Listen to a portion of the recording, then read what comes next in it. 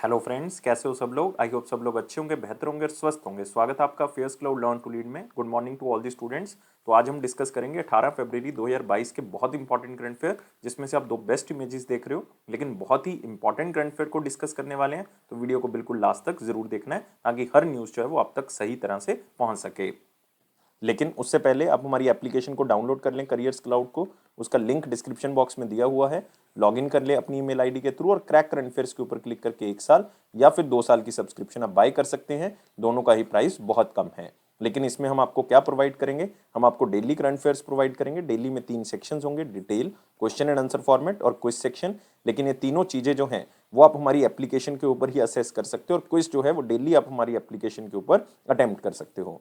Weekly section होगा, उसमें भी 3 सेक्शंस होंगे, detail, question and answer format और क्विज। और क्विज वीकली बेसिस पे आप हमारी एप्लीकेशन के ऊपर अटेम्प्ट करोगे। मंथली सेक्शन जो कि बहुत इंपॉर्टेंट है, क्योंकि 4 तरह की पीडीएफ्स आपको मिल रही है। डिटेल करंट अफेयर की, क्वेश्चन एंड आंसर फॉर्मेट की, बेस्ट 100 करंट अफेयर वो भी क्वेश्चन एंड आंसर फॉर्मेट में, और चौथी पीडीएफ होगी पॉकेट पीडीएफ, जिसमें 2 लाइन में 3 लाइन में आपको करंट अफेयर मिल जाएगा, ताकि जल्दी जल्दी में आप इसको रिवाइज कर सको। लेकिन आपकी परफॉर्मेंस को और अच्छा करने के लिए हम आपको 20 अलग अलग तरह की टॉपिक वाइज पीडीएफ दे रहे हैं, ताकि एक टॉपिक, 2 टॉपिक को अगर आप रिवाइज करना चाहते हैं तो आप टॉपिक वाइज पीडीएफ से कर सकते हैं। अगर आप बैंकिंग स्टूडेंट हैं तो हम आपको 3 सेक्शंस देंगे, जो कि सिर्फ बैंकिंग एंड इकोनॉमी से रिलेटेड होंगे। एक में डिटेल होगी, क्वेश्चन एंड आंसर फॉर्मेट होगा, क्विज होगा। क्विज आप हमारी एप्लीकेशन के ऊपर ही अटेम्प्ट कर सकते हो, लेकिन वो मंथली बेसिस पे अटेम्प्ट कर सकते हो। इसी तरह से आपको एक एग्जाम पीडीएफ मिलेगी, जिसमें जितना भी करंट अफेयर जा चुका है 2021 का, उसको रिवाइज करने के लिए आप इसका यूज कर सकते हो। आपको डिटेल में बजट और इकोनॉमिक सर्वे मिलेगा, और इसमें आपको एक्सपेक्टेड क्वेश्चन एंड आंसर भी बताए जाएंगे, जो बजट और इकोनॉमिक सर्वे से एग्जामिनर बना सकता है। और अगर आप किसी भी स्टेट एग्जाम की तैयारी कर रहे हैं तो हम आपको हर स्टेट का करंट अफेयर प्रोवाइड करेंगे, ताकि आपकी स्टेट परफॉर्मेंस इंप्रूव हो सके। तो इसी तरह से ये सारे करंट अफेयर आपको मिलेंगे, लेकिन इकट्ठे मिलेंगे। ये सारी चीजें आपको मिलेंगी हमारी एप्लीकेशन के ऊपर। तो डाउनलोड कर ले, लिंक डिस्क्रिप्शन बॉक्स में दिया हुआ है। लॉगिन कर ले ईमेल आईडी के थ्रू, और क्रैक करंट अफेयर्स के ऊपर क्लिक करके आप 1 साल या फिर 2 साल की सब्सक्रिप्शन बाय कर सकते हैं। दोनों का ही प्राइस बहुत कम है। लेकिन दोस्तों, एक बात याद रखनी है कि अगर आप नए स्टूडेंट हैं, अपनी प्रेपरेशन को स्टार्ट करें, तो मैं आपको एडवाइस करूंगा कि आप 2 साल का बाय करें, क्योंकि 2022 में 2022 का लोगे तो वो बहुत कॉस्टली होगा। अभी बाय कर लोगे तो बहुत ज्यादा फायदे में रहोगे। और इसमें आपको दोनों सब्सक्रिप्शन में 10% एक्स्ट्रा डिस्काउंट मिल रहा है, अगर आप इस कोड का यूज करेंगे, ASH10 का। और इस ईमेल आईडी और इस नंबर पर हमें संपर्क कर सकते हैं, अगर आपको लगता है कि कोई भी किसी भी तरह का आपको डाउट है। तो स्टार्ट करते हैं 18 फरवरी 2022 के बहुत इंपॉर्टेंट करंट अफेयर। लेकिन उससे पहले यार, वीडियो को लाइक जरूर कर दिया करो, शेयर करें मैक्सिमम टू मैक्सिमम, और चैनल को अभी के अभी सब्सक्राइब कर लें, और टेलीग्राम ग्रुप को आप डिस्क्रिप्शन बॉक्स से ज्वाइन कर लें, ताकि हर नोटिफिकेशन जो है वो आप तक पहुंच सके। तो पहला क्वेश्चन है मोस्ट इंपॉर्टेंट में, who is appointed as India first national maritime security coordinator.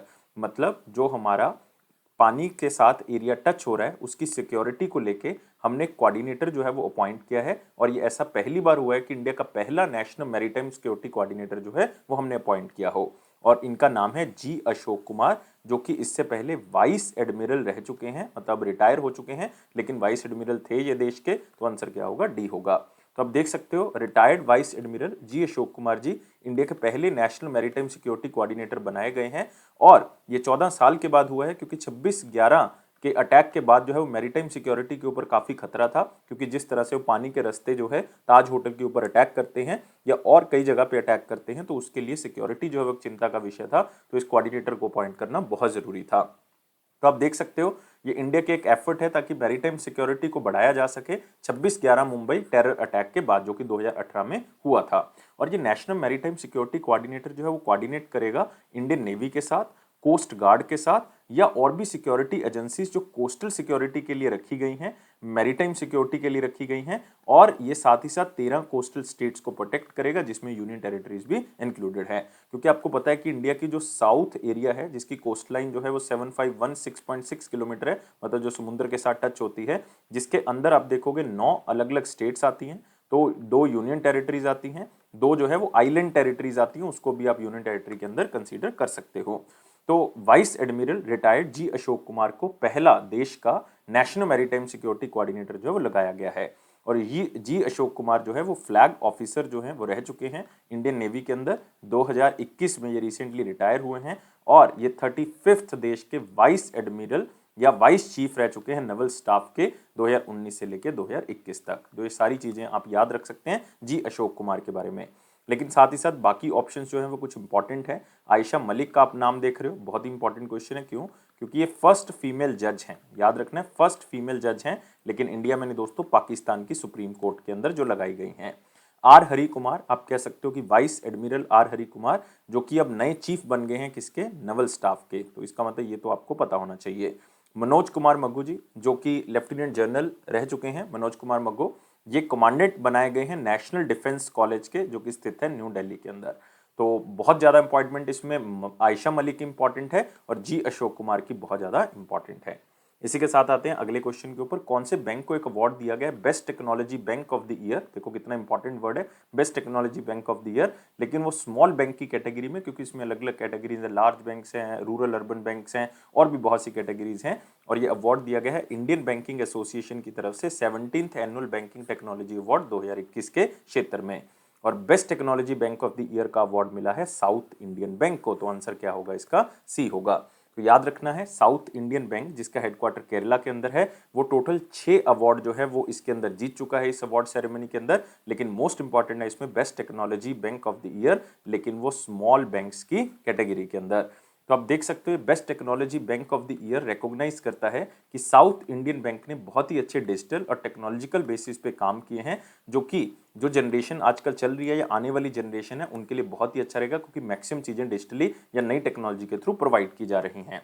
और ये जो हमारा इंडियन बैंकिंग एसोसिएशन का ये अवार्ड है, ये नेक्स्ट बैंकिंग जनरेशन के ऊपर ही संबंधित है, मतलब उनकी टेक्नोलॉजी नई बैंकिंग प्रैक्टिसेस के ऊपर ही काम करता है और उन्हीं बैंक्स को छांटता है जो इसके ऊपर काम करते हैं, जो नई इनोवेशन करते हैं, खास करके क्योंकि ये 2021 के हैं, तो 2021 में जिन्होंने इन इनोवेशन इस टेक्नोलॉजी के ऊपर काम किया।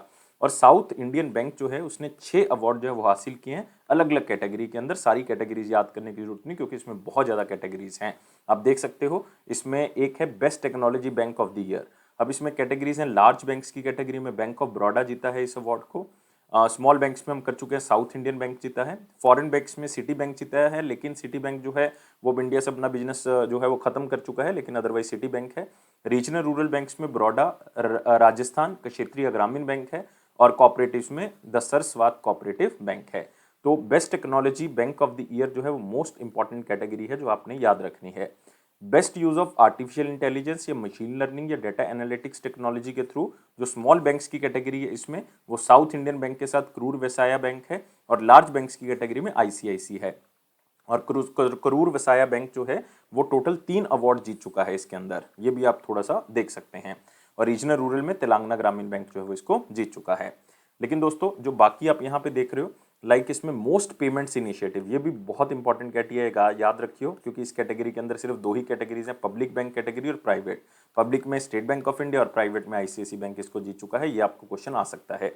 Best digital financial inclusion initiative, जिसमें ज़्यादा से ज़्यादा लोगों को बैंक के साथ जोड़ा। लार्ज बैंक में स्टेट बैंक ऑफ इंडिया फिर से आ गया, स्मॉल बैंक्स में जम्मू एंड कश्मीर बैंक, और आरआरबी में बड़ौदा राजस्थान क्षेत्रीय ग्रामीण, फिर से हम इनका नाम जो है वो ले रहे हैं। बेस्ट फाइनेंशियल टेक्नोलॉजिकल अडॉप्शन, जो नई टेक्नोलॉजी को अडॉप्ट करके बैंक आगे बढ़ा है। लार्ज बैंक्स में आईसीआईसी बैंक, मीडियम बैंक्स में फेडरल बैंक, स्मॉल बैंक्स में अगेन साउथ इंडियन बैंक का नाम आ गया है, और रीजनल रूरल बैंक्स में फिर से बड़ौदा राजस्थान क्षेत्रीय ग्रामीण है। लेकिन मैं फिर से बता चुका हूं 2 मोस्ट इंपॉर्टेंट कैटेगरीज में कौन सी है, best technology bank of the year और साथ में बेस्ट पेमेंट्स इनिशिएटिव कैटेगरी जो सबसे इंपॉर्टेंट है। तो ये सारी चीजें आपने याद रखनी है, लेकिन इंडियन बैंक एसोसिएशन के बारे में जरूर याद रख लें।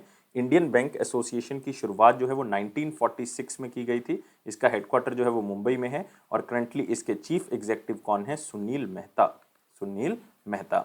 और साथ ही साथ आपने याद रखना है साउथ इंडियन बैंक के बारे में। साउथ इंडियन बैंक के जो अभी पार्ट टाइम चेयरमैन है, टेम्परेरी चेयरमैन कौन है? सलीम गंगाधरन, सलीम गंगाधरन। इसके एमडी और सीईओ कौन है? वो है मुरली रामाकृष्णन, मुरली रामाकृष्णन। और हेडक्वार्टर कहाँ पे है इसका? केरला के अंदर। और टैगलाइन है experience next generation banking, next generation banking. इसी के साथ आएंगे अगला सेक्शन। अगला सेक्शन है हमारे पास वेरी इंपॉर्टेंट क्वेश्चन सेक्शन, लेकिन उससे पहले वीडियो को लाइक करना है, शेयर करें मैक्सिमम टू मैक्सिमम, और चैनल को अभी के अभी सब्सक्राइब कर लें, और टेलीग्राम ग्रुप को आप डिस्क्रिप्शन बॉक्स से ज्वाइन कर लें, ताकि हर इंपॉर्टेंट नोटिफिकेशन आप तक पहुंच जाए। पहला क्वेश्चन है, which force became India's first security force to introduce smart card arms licence? तो क्या होता था, आर्म्स लाइसेंस जो है वो एक बुकलेट मिलती थी, उसके ऊपर जो है वो आर्म लाइसेंस बनता था, जैसे पहले ड्राइविंग लाइसेंस बनता था। लेकिन अब क्या होगा, इसके लिए स्मार्ट कार्ड जो है वो लिया जाएगा। जैसे आजकल ड्राइविंग लाइसेंस के लिए स्मार्ट कार्ड यूज हो रहा है, तो इसके लिए भी स्मार्ट कार्ड जो है वो यूज हुआ करेगा। और ये दिल्ली पुलिस का इनिशिएटिव है, तो आंसर क्या होगा इसका, डी होगा। तो दिल्ली पुलिस ने रिसेंटली अपनी 75th फाउंडेशन डे जो है वो सेलिब्रेट किया है। इवन अमित शाह जी उस समारोह में प्रेजेंट थे और अमित शाह जी ने इस स्मार्ट कार्ड आर्म्स लाइसेंस की शुरुआत जो है वो की है, इसका उद्घाटन किया है। तो 75th एनिवर्सरी दिल्ली पुलिस की सेलिब्रेट की गई है। तो 75th फाउंडेशन डे था। अमित शाह जी ने दो चीजों को लॉन्च किया, एक तो स्मार्ट कार्ड आर्म्स लाइसेंस, एक सशस्त्र मोबाइल एप्लीकेशन को साथ में लॉन्च किया। एक एक करके इसको कवर करते हैं। तो जो स्मार्ट कार्ड आर्म्स लाइसेंस है, बेसिकली ये एक टेक्निकल फ्रेंडली डिजिटल सर्विस है जो दिल्ली के लोगों को मिलेगी। तो एक स्मार्ट कार्ड प्रोवाइड किया जाएगा जिसमें सिक्योरिटी फीचर्स होंगे। 18 डिजिट का एक यूनिक आइडेंटिफिकेशन नंबर होगा जिसकी पहचान करके ये पता किया जा सकता है कि आप कौन सा जो आर्म जो है वो यूज कर रहे हो, कौन सा हथियार यूज कर रहे हो, और उसमें कौन सा जो है वो नंबर है जो बुलेट का यूज हो रहा है उसमें। तो ये सारी चीजें डिजिटली ही आपको पता लग सकती हैं, इस 18 डिजिट यूनिक कोड से पता किया जा सकता है। इसका मतलब दिल्ली पुलिस ऐसी पहली इंडिया की फर्स्ट सिक्योरिटी फोर्स बन गई है जिसने स्मार्ट कार्ड आर्म्स लाइसेंस को जारी किया है। और लाइसेंस बुकलेट को खत्म कर देंगे, अब वो धीरे धीरे करके ये खत्म हो जाएगा। और खास करके जितने भी लाइसेंसेस हैं जिनके पास ये लाइसेंस है, बुकलेट्स बनी हुई है, उनको कहा गया है कि आप इसको कन्वर्ट करवा लें स्मार्ट कार्ड में। तो एक है सशस्त्र मोबाइल एप्लीकेशन, ये भी इसलिए जो है वो लॉन्च की गई है ताकि पूरे दिल्ली का, आप कह सकते हो जितने भी आर्म्स लाइसेंस होल्डर्स हैं उनका सारा डाटा एक जगह पे आ जाए। तो कल को वो कहीं और पे जाते हैं, लाइक एयरपोर्ट से गुजरते हैं, बॉर्डर चेक पोस्ट से निकलते हैं, या और भी कई पब्लिक प्लेस पे जाते हैं, तो उनका डाटा जो है वो चेक किया जा सके कि उनके पास हथियार है या नहीं है। मतलब रियल टाइम चेकिंग जो है वो लाइसेंस की हो सके। वो भी यहाँ पे देखा जा सकता है कि लाइसेंस रिन्यू करने वाला है या नहीं करने वाला, वो भी यहाँ पे चेक जो है वो किया जा सकता है। तो अपने आप में बहुत इंपॉर्टेंट है, खास करके सिक्योरिटी को लेके, और दिल्ली पुलिस ने इसको लॉन्च किया है, याद रखना है, बहुत इंपॉर्टेंट है। अगले क्वेश्चन के ऊपर आते हैं।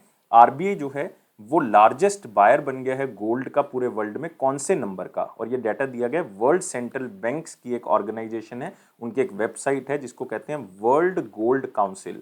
और वर्ल्ड गोल्ड काउंसिल की वेबसाइट है गोल्ड हब। तो गोल्ड हब के डाटा से ये पता लग रहा है कि आरबीआई जो है वो दूसरा सबसे बड़ा गोल्ड को खरीदने वाला जो है वो सेंट्रल बैंक बन चुका है। जितने भी वर्ल्ड के सेंट्रल बैंक्स इसमें रैंक किए गए हैं, और पहले नंबर पे है central bank of Thailand, central bank of Thailand. तो आप देख सकते हो RBI emerged as the second largest buyer of the gold all over the world, पूरे वर्ल्ड में दूसरे नंबर पे सबसे ज्यादा गोल्ड को खरीदने वाला रिजर्व बैंक बन चुका है। और ये डाटा गोल्ड हब की तरफ से दिया गया, जो कि ऑफिशियल वेबसाइट है वर्ल्ड गोल्ड काउंसिल की, जो कि ये सारा डाटा मेंटेन करता है, खास करके प्रीशियस मेटल का। और अगर गोल्ड रिजर्व्स में देखोगे तो इंडिया का स्थान 9th है। गोल्ड रिजर्व जितना पड़ा हुआ है इंडिया के पास, उसमें इंडिया का स्थान 9th है। और आरबीआई का अगर डाटा देखें तो दिसंबर 2021 तक आरबीआई ने 77.5 मैट्रिक टन का गोल्ड जो है वो खरीदा है। और जो हम बात कर रहे थे बैंक ऑफ थाईलैंड की, उसने सबसे ज्यादा गोल्ड खरीदा पूरे वर्ल्ड में, वो 90 मैट्रिक टन जो है वो गोल्ड खरीदा है। और हंगरी जो है वो तीसरे स्थान पे, उसने 63 मैट्रिक टन जो है वो गोल्ड टोटल खरीदा है। तो याद रखना है आरबीआई का स्थान दूसरा है पूरे वर्ल्ड में गोल्ड खरीदने वाले बैंकिंग लिस्ट के अंदर। और वर्ल्ड गोल्ड काउंसिल जिसने इस लिस्ट को जारी किया है, उसका हेडक्वार्टर कहाँ पे है? लंदन के अंदर। इसी के साथ आते हैं अगले क्वेश्चन के ऊपर। किसने पार्टनरशिप की है नीति आयोग के साथ, national institution for transforming India, ताकि एक ओपन हैकेथन लॉन्च की जा सके, ताकि फाइनेंशियल टेक्नोलॉजिकल सिस्टम को अच्छा बनाया जा सके, जो नए स्टार्टअप्स हैं वो बेस्ट टू बेस्ट टेक्नोलॉजी का यूज करके फाइनेंशियल टेक्नोलॉजी को इंप्रूव कर सकें। और ये है हमारे पास फोन पे। तो आंसर क्या होगा? बी होगा। तो आप देख सकते हैं financial technological open month competition है, ये एक तरह का हैकेथन है जो कि एक ओपन हैकेथन पे तौर पे जानी जाएगी। और इस हैकेथन के अंदर अपॉर्चुनिटीज दी जाएगी इनोवेटर्स को, स्टार्टअप्स को, जो डिजिटल क्रिएटर्स हैं या डेवलपर्स हैं, कि पूरे इंडिया लेवल पे नए आइडियाज को सोचें, उसको इंप्लीमेंट करें फाइनेंशियल टेक्नोलॉजिकल प्लेटफॉर्म के अंदर। तो इसमें टीम्स के माध्यम से पार्टिसिपेशन होगी। एक टीम के अंदर 1 से लेकर 5 पार्टिसिपेंट्स हो सकते हैं। वो ओपन डेटा सोर्सेज को यूज करेंगे, जैसे कि फोन पे पल्स को यूज कर सकते हैं जो कि ओपन गवर्नमेंट डाटा प्लेटफॉर्म है, या फिर रिजर्व बैंक ऑफ इंडिया की रिपोर्ट्स को साथ में यूज कर सकते हैं। और उन रिपोर्ट्स के थ्रू अपना जो एक हैक है वो बना सकते हैं, अपना एक प्रोटोटाइप, एक नमूना जो है वो बना सकते हैं। और फिर टॉप 5 हैक्स जो है वो चुने जाएंगे टीम्स के बेसिस पे, और जीतने वाली टीम को जो है वो 1,50,000 रुपये दिए जाएंगे। सेकंड प्राइज जो है वो 1 लाख रुपए का दिया जाएगा, और 75,000 जो है वो तीसरी टीम को दिया जाएगा। और जब ये इवेंट खत्म किया जाएगा तो जितने भी पार्टिसिपेंट्स हैं, जितनी भी टीम्स हैं, उनको इस हैक को चला के दिखाना पड़ेगा, इस नमूने को चला के दिखाना पड़ेगा कि ये किस तरह से फाइनेंशियल टेक्नोलॉजी में हेल्प करेगा। तो ये फोन पे की मदद से किया जा रहा है और उनका सॉफ्टवेयर या उनका जो ओपन सोर्स प्लेटफॉर्म है उसको यूज करके स्टार्टअप्स जो हैं अपने इनोवेटिव आइडियाज को एक अच्छा जो है वो बैलेंस दे सकते हैं, एक अच्छी तरह से उसको लागू करके दिखा सकते हैं ताकि उन स्टार्टअप्स को एक मौका मिल सके, वो भी उसको बिजनेस में कन्वर्ट कर सकें। तो आंसर क्या होगा इसका? फोन पे। अगले क्वेश्चन के ऊपर आते हैं। What is the name of the scheme which is launched for the welfare of the most deprived and economically weaker Indian communities? और ये स्कीम लॉन्च की गई है ministry of social justice and empowerment की तरफ से, और यूनियन मिनिस्टर कौन है इसके? वीरेंद्र कुमार। और ये स्कीम का नाम है सीड। तो आंसर क्या होगा? ए होगा। और सीड का मतलब क्या है? सीड का मतलब है scheme for economic empowerment of DNTs, मतलब डी नोटिफाइड ट्राइब्स। तो ये स्कीम वीरेंद्र कुमार ने जो है वो लॉन्च की है। वीरेंद्र कुमार की कॉन्स्टिट्यूएंसी कौन सी है? टीकमगढ़। याद रखोगे टीकमगढ़ कहाँ पे है? मध्य प्रदेश के अंदर। तो आप देख सकते हो scheme for economic empowerment for D notified tribes, इसका नाम है सीड। ये एक अम्ब्रेला स्कीम होगी जिसमें एम्पावरमेंट की जाएगी और साथ में सोचा जाएगा उन लोगों के बारे में जो डिप्राइव्ड हैं, गरीब हैं, इकोनॉमिकली वीकर इंडियन कम्युनिटीज के अंदर आते हैं, जैसे डी नोटिफाइड ट्राइब्स हो गया, या आप कह सकते हो इसके अंदर नोमैडिक ट्राइब्स आ गया जो एक जगह से दूसरी जगह पे जाती हैं, और एक सेमी नोमैडिक ट्राइब्स आ गया जो कुछ जगह पे सेटल हो जाती हैं फिर आगे बढ़ती हैं, तो उनको कहते हैं सेमी नोमैडिक ट्राइब्स। तो इन ट्राइब्स की वेलफेयर के लिए, इनको एम्पावर करने के लिए, इनकी इनकम बढ़ सके, तो इसके ऊपर सरकार जो है इस सीड स्कीम को स्टार्ट कर रही है। तो इसमें 4 कंपोनेंट्स के ऊपर फोकस किया जाएगा दोस्तों। सबसे पहले एजुकेशन के ऊपर, ताकि सबको एजुकेशन मिल सके, तो इसमें फ्री कोचिंग वगैरह स्टार्ट की जाएगी। हेल्थ इंश्योरेंस मिल सके सबको, तो ये प्राइम मिनिस्टर जन आरोग्य योजना के अंदर आएगा जिसमें 5 लाख का बीमा दिया जाता है। इसमें इनकम अपॉर्चुनिटीज क्रिएट की जाएंगी, मतलब स्किल्स वगैरह सिखाई जाएंगी ताकि लाइवलीहुड जो है वो इन्हेंस हो सके। हाउसिंग फॉर ऑल, मतलब इनको घर बना के दिया जाएगा, ये प्रधानमंत्री आवास योजना के तहत जो है वो दिया जाएगा। तो इन 4 कंपोनेंट्स के ऊपर फोकस किया जाएगा। इसमें सरकार 200 करोड़ रुपया जो वो खर्च करेगी अगले 5 सालों के अंदर, मतलब फाइनेंशियल ईयर 22 से लेके फाइनेंशियल ईयर 26 तक। और यूनियन मिनिस्टर जो है मैं पहले बता चुका हूँ social justice and empowerment Virendra Kumar हैं। इसी के साथ आते हैं अगले क्वेश्चन के ऊपर। सिडबी ने पार्टनरशिप की है कौन सी स्टेट के साथ, ताकि जो माइक्रो स्मॉल और मीडियम एंटरप्राइज सेक्टर है उसको आगे बढ़ाया जा सके स्टेट में। और ये स्टेट आपके पास कौन सी है? बिहार। तो आंसर क्या होगा? बी होगा। तो 2 एमओयू जो है वो साइन किए हैं। एक एमओयू जो साइन किया है वो industry development of Bihar government उनके साथ किया है, और एक साइन किया है बायदा के साथ, BAIDA, इसका मतलब है Bihar industrial area development authority के साथ। तो आप देख सकते हैं ताकि बिहार के अंदर ज़्यादा से ज़्यादा उद्योग जो है वो स्थापित किए जा सकें। तो पहला एमओयू साइन किया है बिहार इंडस्ट्री डिपार्टमेंट के साथ, ताकि प्रोजेक्ट मैनेजमेंट यूनिट्स जो है वो बनाए जा सके सिडबी की मदद से, क्योंकि सिडबी उसमें फाइनेंशियल असिस्टेंस प्रोवाइड करेगा, उसमें गाइडेंस जो है वो प्रोवाइड करेगा। दूसरा एमओयू साइन किया गया है Bihar industrial area development authority के साथ, ताकि दोनों मिलके एमएसएमईज को बेनिफिट प्रोवाइड कर सकें और साथ में नए इंडस्ट्रियल यूनिट्स को हेल्प कर सकें कि जो भी प्लॉट दिया जाएगा इस Bihar industrial area development authority की तरफ से, उसमें कोई नई इंडस्ट्री को स्थापित किया जा सके और मैक्सिमम टू मैक्सिमम इंडस्ट्रियलाइज किया जा सके एरिया को।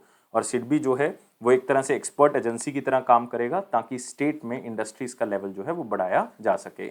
और बिहार के बारे में याद रखना है, यहाँ के चीफ मिनिस्टर जो है वो नीतीश कुमार हैं, और यहाँ के गवर्नर जो हैं वो फग्गू चौहान हैं, फग्गू चौहान। और यहाँ पे एक नेशनल पार्क मिलेगा, वाल्मीकि नेशनल पार्क, बहुत ही इंपॉर्टेंट है। अगले क्वेश्चन के ऊपर आते हैं। फिस्डम ने एक एग्रीमेंट किया है कौन से बैंक के साथ, ताकि वेल्थ मैनेजमेंट प्रोडक्ट्स और सर्विसेज बैंक के कस्टमर्स को प्रोवाइड की जा सकें। तो अगर मैं बात करूं वेल्थ मैनेजमेंट सर्विसेज की, इसका मतलब मैं बात करूं म्यूचुअल फंड्स प्रोडक्ट्स की, ताकि जो बैंक के कस्टमर्स है वो म्यूचुअल फंड्स में अच्छी तरह से इन्वेस्ट कर सके। और उन म्यूचुअल फंड्स के बारे में बताएगा कौन? फिस्डम, क्योंकि फिस्डम एक बहुत ही फेमस वेल्थ टेक्नोलॉजिकल कंपनी है, और ये बैंक है बैंक ऑफ महाराष्ट्र। तो आंसर क्या होगा? सी होगा। तो फिस्डम का ये टारगेट है कि जो बैंक ऑफ महाराष्ट्र के 29 मिलियन कस्टमर्स हैं उन तक हम ये म्यूचुअल फंड्स की सुविधाएं जो है पहुंचा सकें और उनको एक सिक्योर इन्वेस्टमेंट प्लेटफॉर्म जो है प्रोवाइड कर सकें। तो ये वेल्थ मैनेजमेंट ऑफरिंग्स जो हैं ये कस्टमर्स को जो बैंक ऑफ महाराष्ट्र से बिलोंग करते हैं म्यूचुअल फंड में इन्वेस्ट करने के बारे में बताएंगी। और महा मोबाइल एप्लीकेशन जो बैंक ऑफ महाराष्ट्र की मोबाइल बैंकिंग एप्लीकेशन है और इंटरनेट बैंकिंग फैसिलिटी है, उसमें उसके थ्रू ही इन्वेस्ट जो है वो करवाया जा सकता है। और कस्टमर जो है वो पूरी की पूरी डिटेल देख सकते हैं अपने फंड की इसके अंदर और अपनी परफॉर्मेंस को ट्रैक कर सकते हैं जो भी म्यूचुअल फंड्स के अंदर उन्होंने इन्वेस्ट किया है। तो मेन मकसद यही है कि मोबाइल बैंकिंग एप्लीकेशन के थ्रू जो है म्यूचुअल फंड्स के बारे में जानकारी दी जा सके। लेकिन बैंक ऑफ महाराष्ट्र के बारे में याद रखना है, इसकी स्थापना जो है वो 1935 में की गई थी। इसका हेडक्वार्टर पूना महाराष्ट्र में है। मैनेजिंग डायरेक्टर और सीईओ एएस राजीव हैं, एएस राजीव। और टैगलाइन है एक परिवार एंड एक बैंक। याद रखोगे, वन फैमिली वन बैंक। अगले क्वेश्चन के ऊपर आते हैं, कौन सा बैंक जो है वो ई नाम के लिए इम्पैनल कर दिया गया है ताकि ई नाम से लेके जो ट्रांजैक्शंस होंगी इस बैंक के थ्रू की जा सकती हैं और डिजिटल ट्रांजैक्शंस की जा सकती हैं। ई नाम का मतलब है नेशनल एग्रीकल्चर मार्केट। ऑनलाइन जो नेशनल एग्रीकल्चर मार्केट बनाई जाती है जिसमें जितने भी फार्मर्स हैं जो अपना सामान बेचना चाहते हैं, जो ट्रेडर्स हैं या जो खरीदना चाहते हैं, वो सारे एक ही स्थान पे ऑनलाइन जुड़ेंगे और वहां से किसानों की इनकम को बढ़ाने का काम जो है वो किया जाएगा। और ई नाम प्लेटफॉर्म की शुरुआत जो है वो 2016 में की गई थी। और ये बैंक कौन सा है? इंडसइंड बैंक। तो आंसर क्या होगा? बी होगा। तो आप देख सकते हो इंडसइंड बैंक जो है वो डिजिटल ट्रांजैक्शंस को सहायता प्रदान करेगा नेशनल एग्रीकल्चर मार्केट के अंदर। तो इंडसइंड बैंक जो है वो डायरेक्टली इंटीग्रेट कर दिया गया इनाम प्लेटफॉर्म के साथ और ये मंजूरी दी है एक ऑर्गेनाइजेशन है SFAC, small farmers agri business consortium ने। ये कह दिया कि इंडसइंड बैंक जो है वो हमारे साथ जुड़ेगा और जितनी भी डिजिटल कलेक्शंस हैं, सेटलमेंट सर्विसेज हैं, वो सारी की सारी इंडसइंड बैंक के थ्रू हो सकती हैं। तो सेफ और एक हैसल फ्री पेमेंट नेटवर्क जो है वो इंडसइंड बैंक प्रोवाइड करेगा और जितनी भी सेटलमेंट सर्विसेज हैं या क्लियरिंग है फार्मर्स की या ट्रेडर्स की, वो बहुत ही अच्छे तरीके से उसको निभाएगा। तो इसका मतलब ये अलग अलग तरह की ट्रांजैक्शन सर्विसेज लोगों को देगा जिसमें पेमेंट आप कर सकते हो नेट बैंकिंग के थ्रू, आप NEFT कर सकते हो, आप RTGS कर सकते हो, आप इमीडिएट पेमेंट सर्विस कर सकते हो, UPI कर सकते हो, ताकि बायर और सेलर जो है वो एग्रीकल्चर प्रोड्यूस को आराम से खरीद सकें या आराम से बेच सकें। तो 2022 तक अगर आप देखोगे तो 1.7 करोड़ फार्मर्स जो हैं वो जुड़े हुए हैं इनाम के साथ और 1.18 लाख ट्रेडर जो हैं वो इसके अंदर जुड़े हुए हैं। तो इसमें अभी तक जो है वो 1.72 लाख करोड़ का जो है वो ट्रेड हो चुका है। तो ये सारी ट्रांजैक्शंस जो हैं वो अलग अलग बैंक के थ्रू होती हैं, लेकिन अब इंडसइंड बैंक भी जो है इसके साथ जुड़ चुका है। तो इंडसइंड बैंक के बारे में याद रखना है, इसका हेडक्वार्टर जो है वो पूना महाराष्ट्र में है। इसके MD और CEO सुमंत कथपालिया हैं और इसको 1994 में जो है वो बनाया गया था। इसी के साथ आते हैं अगले क्वेश्चन के ऊपर। अगला है, किसने लॉन्च किया है न्यू डिजिटल स्ट्रेटजी 2020-25 ताकि हम सस्टेनेबल डेवलपमेंट गोल्स को अचीव कर सकें 2030 तक, जो कि कितने गोल्स हैं? टोटल 17। मतलब टेक्नोलॉजी की मदद से डिजिटलाइजेशन करके हम इन टारगेट्स को अचीव कर सकते हैं और यह है यूनाइटेड नेशन डेवलपमेंट प्रोग्राम। तो आंसर क्या होगा? डी होगा। तो ये 3 साल का एक प्रोग्राम है 2022 से लेकर 25, जिसमें मैक्सिमम टू मैक्सिमम डिजिटलाइजेशन की जाएगी ताकि डिजिटल टेक्नोलॉजी का यूज करके इनइक्वालिटीज को कम किया जा सके, इंक्लूसिविटी की जा सके, ज़्यादा से ज़्यादा लोगों को इकट्ठा जोड़ा जा सके, क्लाइमेट चेंज को रोका जा सके या क्लाइमेट चेंज से हम उसको क्या कर सकें, अलग अलग कंपनीज को जोड़ सकें, क्लाइमेट चेंज का इम्पैक्ट जो है वो उसको खत्म कर सकें, इकोनॉमिक अपॉर्चुनिटीज़ क्रिएट करें ताकि मैक्सिमम टू मैक्सिमम लोगों की इनकम जो है वो बढ़ाई जा सके। तो ये स्ट्रेटजी जो है वो बेसिकली इसलिए हम कर रहे हैं ताकि सस्टेनेबल डेवलपमेंट गोल्स को हम सही टाइम पीरियड पे अचीव कर सकें। तो नई टेक्नोलॉजी के थ्रू हम बेसिकली जो है वो कार्बन एमिशन को कम करना चाहते हैं ताकि मैक्सिमम टू मैक्सिमम गोल जो है वो हम सही टाइम पीरियड पे अचीव कर सकें। तो यूनाइटेड नेशन डेवलपमेंट प्रोग्राम जो है वो डिजिटलाइजेशन की मदद से अपने गोल्स को सपोर्ट कर रहा है। साथ में 100 मिलियन पीपल जो कि पॉवर्टी से निकल सकते हैं और ऑलरेडी बहुत ज़्यादा लोग इसमें निकल भी चुके हैं और 500 मिलियन लोग जो हैं उनको क्लीन एनर्जी जो है वो मिलेगी। अपने एम्बिशियस गोल्स को UNDP इस तरह से अचीव कर रहा है। और यूनाइटेड नेशन का मानना है कि artificial intelligence, digital learning, machine learning, cloud computing की मदद से 10 से 20% जो है वो ग्लोबल कार्बन में हम कमी लेके आ सकते हैं। कब तक? 2030 तक। ये बहुत बड़ी बात है क्योंकि अगर इस तरह की कमी हम लेके आ सकते हैं तो इसका मतलब हम बहुत बड़े लेवल पे इन्वायरमेंट को साफ रख सकते हैं। और already United Nation development programme जो है वो 82 कंट्रीज की मदद कर चुका है। कोविड-19 के टाइम पीरियड पे 580 डिजिटल सॉल्यूशंस प्रोवाइड किए हैं उसने कोविड-19 के पैंडेमिक के दौरान। तो डिजिटलाइजेशन जो है वो मदद करेगा सस्टेनेबल डेवलपमेंट गोल्स को अचीव करने के लिए। इसके लिए एक स्ट्रेटजी बनाई गई है जिसका नाम है न्यू डिजिटल स्ट्रेटजी 2022 से 25 और ये यूनाइटेड नेशन डेवलपमेंट प्रोग्राम की तरफ से बनाई गई है। और यूनाइटेड नेशन डेवलपमेंट प्रोग्राम के बारे में याद रखना है, इसकी स्थापना 1965 में की गई थी और इसका हेडक्वार्टर जो है वो New York, United states of America है। अगले क्वेश्चन के ऊपर आते हैं। गवर्नमेंट ऑफ इंडिया ने अप्रूव किया है नया लिटरेसी प्रोग्राम जिसका नाम है न्यू इंडिया लिटरेसी प्रोग्राम। ये एक अडल्ट एजुकेशन को प्रोवाइड करने के लिए है, लेकिन ministry of education adult education की जगह नाम बदल के इसका एजुकेशन फॉर ऑल कर दिया है। कितने साल के लिए? 5 साल के लिए, और उसमें ऑलमोस्ट 1037 करोड़ रुपए जो है वो खर्च किए जाएंगे। तो इसको आप नव भारत लिटरेसी प्रोग्राम भी कह सकते हैं। इसका नाम जो है वो दूसरा नव भारत लिटरेसी प्रोग्राम भी है।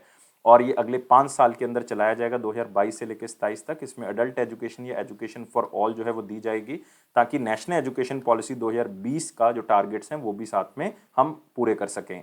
और इस प्रोग्राम के अंदर टोटल 1037 करोड़ रुपीस खर्च किए जाएंगे, जिसमें 700 करोड़ रुपया सेंट्रल गवर्नमेंट देगा और लगभग 337 करोड़ रुपए जो है वो स्टेट गवर्नमेंट की तरफ से प्रोवाइड किया जाएगा। तो इसमें बहुत से ऑब्जेक्टिव हैं, जैसे क्रिटिकल लाइफ स्किल्स के बारे में जानकारी देना, जिसमें फाइनेंशियल लिटरेसी आप कह सकते हो, digital literacy, commercial skills, health care awareness, ये सारी चीज़ें बच्चों को सिखाई जाएंगी। वोकेशनल स्किल डेवलपमेंट, ताकि वोकेशनल कोर्सेज करवा के उनको हम लोकल एम्प्लॉयमेंट के अंदर लेके आ सकें, उनकी इनकम को बढ़ाया जा सके। बेसिक एजुकेशन दे सकें जो हर क्षेत्र में आपको जरूरत पड़ेगी, एलिमेंट्री एजुकेशन, सेकेंडरी एजुकेशन जो है वो प्रोवाइड हो। कॉन्टिन्यूइंग एजुकेशन का मतलब है कि जब पूरी एजुकेशन हो जाती है उसके बाद भी आप कुछ ना कुछ ऐसा करें जिसमें आपकी स्किल इंप्रूव होगी, जैसे arts, science, technology, culture, sports. तो ये सारी चीज़ें करके जो है वो आपको और स्किल प्रूफ जो है बनाया जाएगा, ताकि लाइफ में कभी भी आप इन स्किल्स का यूज़ करके अपनी इनकम को बढ़ा सकते हो। तो मेन मकसद इस स्कीम का यही है कि हम मैक्सिमम टू मैक्सिमम लोगों को साथ में जोड़ें और एजुकेशन प्रोवाइड करें, ताकि उनका रोजगार की जो अपॉर्चुनिटीज़ हैं वो इंक्रीज हो। तो इसमें वॉलंटियर्स को रजिस्टर किया जाएगा, ताकि वो ऑनलाइन मोड के थ्रू क्लासेस को अटेंड कर सकें। मटेरियल और जो भी रिसोर्स होगा वो भी ऑनलाइन मोड में ही प्रोवाइड किया जाएगा। और ये कैबिनेट मिनिस्टर जो धर्मेंद्र प्रधान हैं उन्होंने इसको लॉन्च किया, जो कि मिनिस्ट्री ऑफ एजुकेशन के यूनियन मिनिस्टर हैं। इनकी कॉन्स्टिट्यूएंसी है देवगढ़, याद रखना है देवगढ़, जो कि कहाँ पे है? ओडिशा में। इसी के साथ आते हैं अगला क्वेश्चन, जो कि लास्ट क्वेश्चन है वेरी इंपॉर्टेंट सेक्शन में। बॉम्बे स्टॉक एक्सचेंज ने 4 रीजनल एसोसिएशंस के साथ टाई अप किया है, जो कि तमिलनाडु और महाराष्ट्र में स्थित हैं। लेकिन ये किस लिए? ताकि इलेक्ट्रॉनिक गोल्ड रसीट्स को हम प्रमोट कर सकें बुलियन एक्सचेंज के अंदर। तो इलेक्ट्रॉनिक गोल्ड रसीट्स का मतलब है कि पहले हम फिजिकली गोल्ड में अगर ट्रेड करना चाहते थे तो फिजिकली गोल्ड को खरीदना पड़ता था और फिजिकली गोल्ड को बेचना पड़ता था, और प्योरिटी की भी दिक्कत रहती थी कि कितनी प्योरिटी इसके अंदर है। तो अब जो है बॉम्बे स्टॉक एक्सचेंज को रिसेंटली परमिशन दी गई है सेबी की तरफ से कि इलेक्ट्रॉनिक गोल्ड रिसीप्ट को आप इशू कर सकते हो और इसमें ट्रेडिंग की जा सकती है। तो ऑनलाइन ही गोल्ड को खरीद सकते हैं, ऑनलाइन ही बेच सकते हैं, तो आपको फिजिकल तौर पे रखने की जरूरत नहीं, और प्योरिटी का भी इसमें कोई टेंशन नहीं है, क्योंकि प्योरिटी इसमें पूरी जो है वो दी जाएगी। और ऑनलाइन ही खरीदना है, ऑनलाइन ही बेचना है, तो इसका कोई झंझट ही नहीं है इसके अंदर। तो मेन ऑब्जेक्टिव यही है कि ज़्यादा से ज़्यादा ग्रोथ और डेवलपमेंट हो सके कमोडिटी सेगमेंट में, और लोग जो है वो इसमें ट्रेडिंग कर सकें, ताकि फिजिकल लोग कमोडिटी को ट्रेड करना जो है वो छोड़ दें। जिससे क्या होगा, जब फिजिकली आप उसको खरीदते हो तो डिमांड बढ़ जाती है, जिसके कारण प्राइसेस जो है उसके बढ़ जाते हैं। तो इसलिए ज़रूरी है कि आप इलेक्ट्रॉनिक गोल्ड रिसीट्स के थ्रू जो है वो गोल्ड की परचेजिंग और सेलिंग कर सकते हो। और बॉम्बे स्टॉक एक्सचेंज की स्थापना जो है वो 1875 में की गई थी। इसके करंटली जो चेयरमैन है वो विक्रमजीत सेन है, और इसका हेडक्वार्टर कहाँ पे है? मुंबई के अंदर। इसी के साथ आते हैं इंपॉर्टेंट क्वेश्चन सेक्शन के ऊपर, लेकिन वीडियो को लाइक करना है, शेयर करें मैक्सिमम टू मैक्सिमम, चैनल को सब्सक्राइब कर लें अभी के अभी, और टेलीग्राम ग्रुप को आप ज्वाइन कर लें ताकि हर नोटिफिकेशन आप तक पहुंच सके।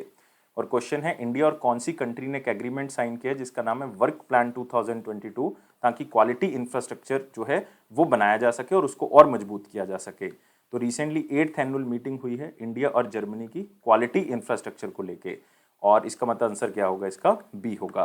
तो आपने याद रखना है, इसके अंदर वर्क प्लान 2022 जो है वो बनाया गया है, दोनों साइड्स की तरफ से इसको हाँ कर दी गई है कि क्वालिटी इंफ्रास्ट्रक्चर के ऊपर काम करेंगे। हम कई टेक्निकल बैरियर्स को जो है वो खत्म करेंगे, ताकि ट्रेड जो है वो बढ़ाया जा सके दोनों कंट्रीज में, और कंज्यूमर प्रोटेक्शन के ऊपर जो है वो काम किया जाएगा, मतलब लोगों की मदद जो है वो की जाएगी ट्रेड के अंदर।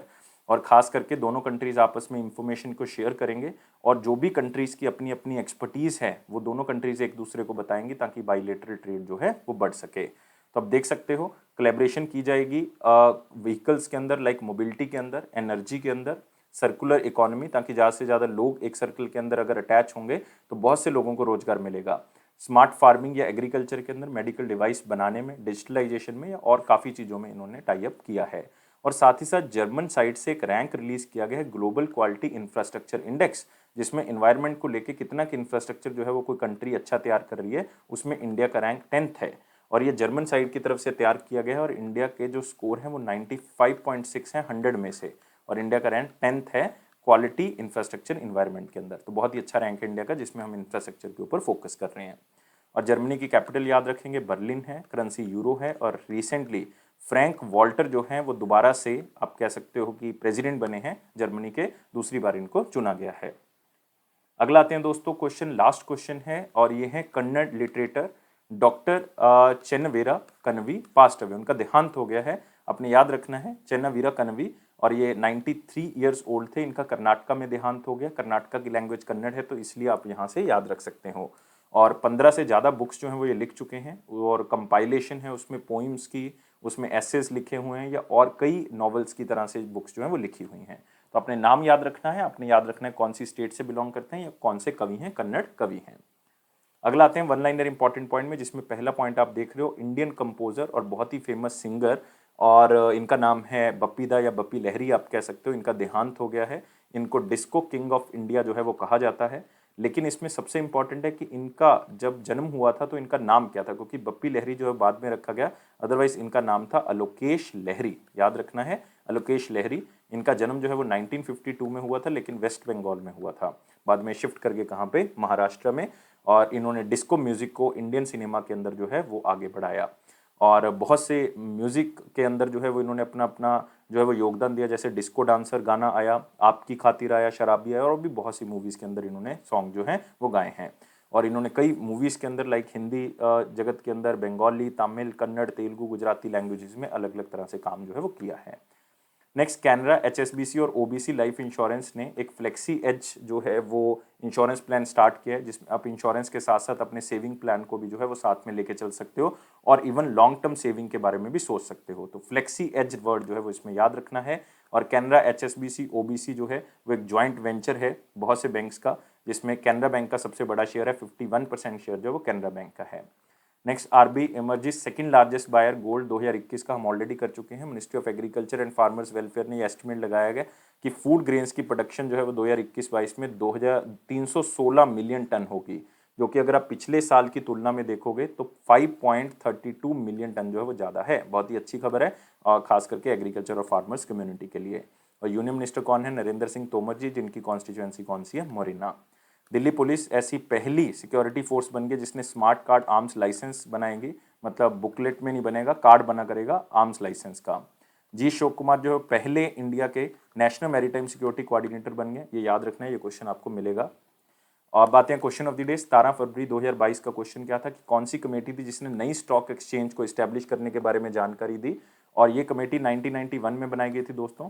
इस कमेटी का नाम था expert study group into the establishment of new stock exchange, और ये एमजे फेरवानी की अध्यक्षता में बनाई गई थी। इनका नाम था मनोहर जे फेरवानी।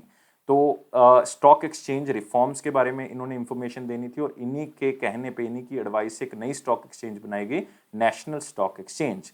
और मनोहर जे फेरवानी जो कि चेयरमैन रह चुके हैं यूनियन ट्रस्ट ऑफ इंडिया के लगभग 10 साल, 1989 में इनका टाइम पीरियड जो है वो यूनियन ट्रस्ट ऑफ इंडिया का कंप्लीट किया गया था। चेयरमैन रह चुके हैं नेशनल हाउसिंग कंपनी के, और इवन नेशनल स्टॉक एक्सचेंज के भी चेयरमैन रह चुके हैं। इवन ये बहुत ज़्यादा फेमस हुए थे उस टाइम पीरियड पे जब इनका नाम लिया गया कि 1992 का जो हमारा स्टॉक मार्केट स्कैम हुआ था उसके अंदर इनका नाम जो है वो लिया गया था। बहुत इंपॉर्टेंट, तो नाम आपको याद रहेगा, एम जे फेरवानी या मनोहर जे फेरवानी।